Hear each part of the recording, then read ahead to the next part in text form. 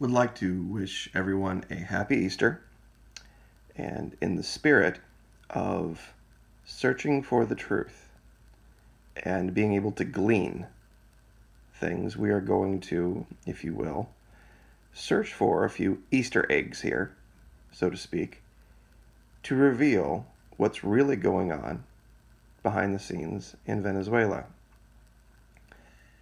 Now, I have made videos for about a year now trying to warn of the coming threat from this region.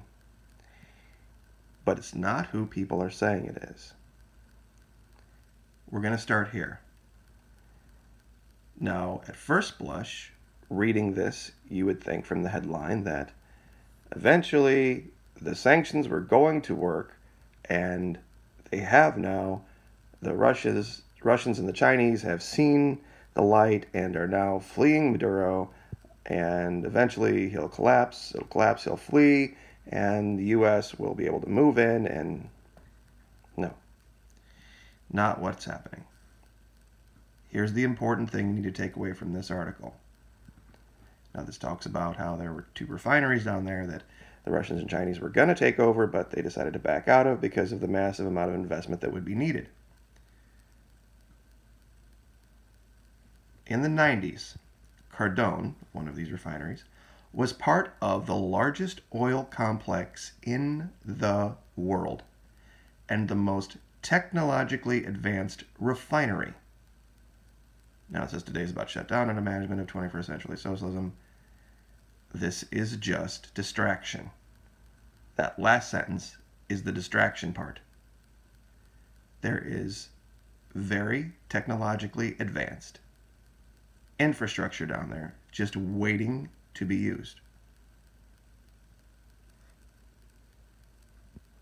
The problem started in 2002 and 2003 when President Chavez fired 20,000 PDVSA workers. That personnel had an average of 15 years working for the industry, so they threw in trash all this blah, blah, blah experience. So they have the people down there. Are they employed? No. But just like a soldier, you don't forget how to be a soldier. You still have the training. You can be brought back to bear anytime you want. So they have the infrastructure, and they have the people. All they need now is someone to come in, take it over, and get it back up and running. You can sanction a government all you want, but you can't write a piece of paper stating that oil is no longer oil. And there's 280 billion barrels underneath Venezuela. That's not going to change. Somebody's going to get it. Now, think about this, and think about this. Mr. Rubio came out and said unequivocally that allegedly the U.S. is not pondering military intervention in Venezuela when asked. Now, here he reveals the crux of it. He says, well, that's not really being considered by anyone. That will not happen. But I can tell you that sanctions do work. Their purpose is to take away from the leadership that surrounds Maduro, the benefits they have with power. The reason why a series of officers surrounding this regime continues to support Maduro is because he protects their businesses of drug trafficking and other crimes. So what do we take away from that? There's money to be made in Venezuela dealing drugs. That is not something I think comes as a surprise to anyone listening to me. That's not going away either. So there's oil underneath, there's infrastructure to refine it, and there's a giant infrastructure of drug dealing ready to just be grabbed up by somebody who can put it all together. Now, who could that be? Not going to be Russia, huh? Not going to be China. I wonder who it could be. Here's an article from 2006, 12 years ago. Yep, that's right. Iran. Iran built those refineries. Iran has had dealings in this area for decades. This is very recent. This is just a little over a year ago.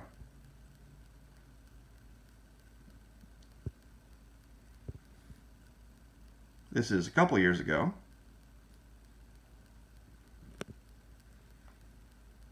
This has always been in the background.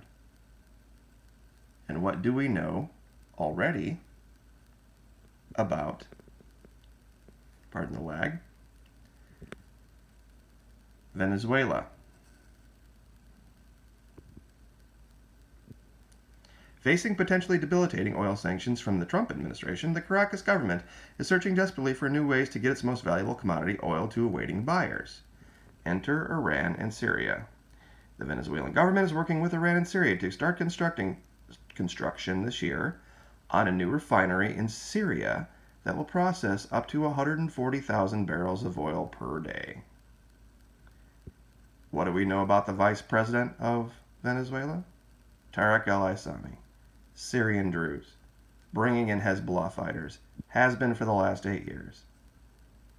This is who is set to take power in Venezuela. The Iranians. International relations. If the project is successful, Venezuela could potentially get its oil to the open market by bypassing the U.S.-based refineries that it currently depends on to process roughly 700,000 barrels per day of heavy crude. Now, they call this fake news, but here's where they talk about wouldn't be difficult to write a new executive order or amend the current to block the sale of any products produced out of the refinery. Like I said, you can sit and write all the paper you want saying you can't do this, you can't do that, you can't do the other. But if China ignores it, India ignores it, Pakistan ignores it, Russia ignores it, all these other countries that don't agree with the U.S. right now decide to tell the U.S. sanctions to go suck an egg, it won't work. And here's the most important part, and this is what ties us back to the beginning. We know how this playbook works, said a sanction expert. It's not something we haven't tried before. There are ways the U.S. can target this activity. Any company in the world that would consider accepting a contract to build a refinery in a war zone.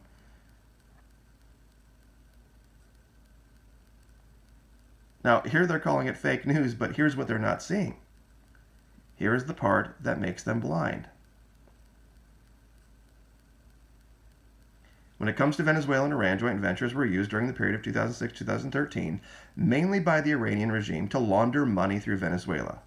So it's possible that a joint venture is now going to be used in the other direction to facilitate Venezuela's access to hard cash. Cultural ties also facilitate such agreements between Venezuela and Middle Eastern countries at odds with the West. A large group of Syrians migrated to Venezuela in the 50s during an oil boom. 400,000 people of Middle Eastern descent just in Venezuela. And here's where they talk about Aissami. Now, here's what they don't get. The financial aspects of it don't make a lot of sense. There has got to be other incentives to make this a worthwhile project for Venezuela right now when it doesn't have any cash. Well, what do we know is the other incentives? Let's go back to what Marco Rubio just said. They're businesses of drug trafficking and other crimes. This is what's going to make it worth it to them, to the Iranians. I brought up the map to show you this. Can you imagine no greater coup, no greater investment for Hezbollah or Iran than to have military influence right in the U.S.'s backyard, to take control of the drug business down here, collapse this government, which the U.S. is sure helping them do, and create this giant crisis, which they're not going to let go to waste, just like our good friend Rahm Emanuel told us. The Iranians come, they step in, they start operating those refineries, which we just showed you they built. They have 400,000 Middle Eastern folks already living there, so there's going to be no cultural hurdle to go over. They've already established the fact that they have no problem moving in and through Colombia by virtue of their having infiltrated the ELN and those paramilitaries. They've got a great friend in Cuba right there. And the Russians are their buddies. They're pals. They get along just fine. And it's kind of the enemy of my enemy thing. The Russians would love nothing more than to give the U.S. this giant headache this close to its borders. To have a massive, well-funded Iranian oil drug cabal in Venezuela. And they could do it. And they could kick out Maduro and still achieve it. The U.S. would come out and have some press conference saying, oh, we kicked out Maduro, yay, and Isami's in power. And the Iranians would just look at us like we're a bunch of morons.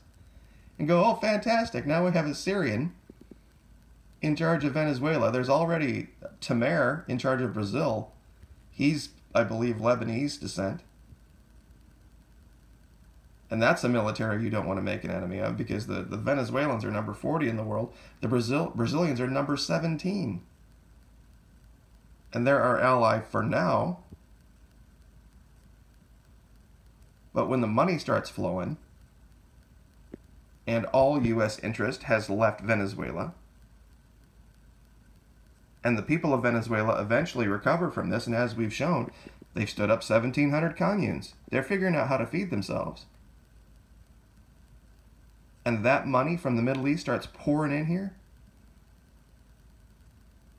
And then Obrador, which by every indication in Mexico is going to take power in May, is a leftist. The Mexicans and their oil reserves, the Russians, the Venezuelans, all on the same side, with a way to bypass U.S. refineries and build one in Syria where we've just magically announced we're no longer going to be having any influence in or any military intervention in. Seems like the plan is going off without a hitch to create a massive anti-American establishment starting at the border, through the Caribbean, all the way through Central and Latin America, South America. We will have our greatest enemy knocking at our back door, and we will have helped them do it with these sanctions to collapse this government so that the Iranians can come in and take it over. Because didn't Senator Rubio say there's no plans for military intervention down there? So that would necessarily mean we're not going to go in and try to do any kind of regime change. And since the Russians aren't going to do it and the Chinese aren't going to do it, that leaves one group of people. A group of people that are already there. 400,000 of them are already there.